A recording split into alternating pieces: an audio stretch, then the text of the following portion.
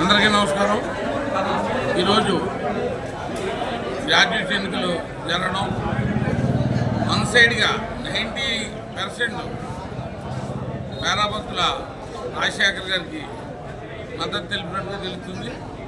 ఈ ఎలక్షన్ నామమాత్రం తప్ప పూర్తిగా పేరాబత్తుల రాంబాబు గారు విన్ అయినట్టు 100%.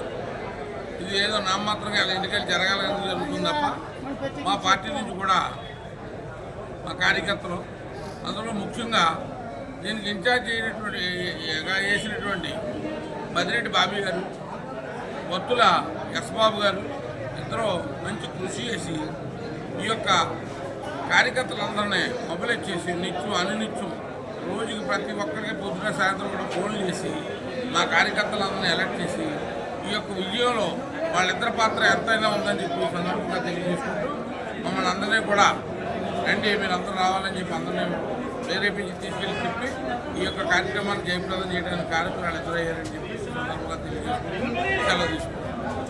గోకవరం మండల ఎంఆర్ఓ ఆఫీస్ మీద ఈరోజు ఉభయ గోదావరి జిల్లాల ఎమ్మెల్సీ అభ్యర్థి అయినటువంటి మరి పేరాబత్తుల రాజశేఖరం గారి తరఫు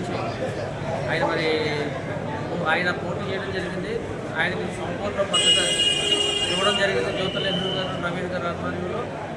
అలాగే మరి ఈరోజు గోకవరం మండలం అంతా 1577 ఓట్లు ఉన్నది. ఎమ్మెల్సీ గ్రాడ్యుయేట్స్ మండలం ప్రతి ఓటు ఇంచుమించు సగం పైగా ఇప్పుడు పోలింగ్ శాతం జరిగింది. ఇప్పుడే మా స్థానిక జగ్గంపేట నియోజకవర్గం శాసనసభ్యులైనటువంటి తిరుమల తిరుపతి దేవస్థానం డైరెక్టర్ గౌరవ శ్రీ జ్యోతిర్లింగ గారు వచ్చి పరిశీలన చేయడం జరిగింది. మరి వారు వన్ సైడ్ అనే రీతిలో మరి రాజశేఖరం గారు విజయం తగ్గిపోయినట్టుగా ఆల్రెడీ మేము నిర్ణయానికి వచ్చాం. అందుకు నాయకులు, కార్యకర్తలు, ఓటేసినటువంటి ప్రతి ఓటరు కూడా చాలా జోష్ మీద ఉన్నారు. విజయం అయితే వారు వన్ సైడ్గా అయితే మేము భావిస్తున్నాం.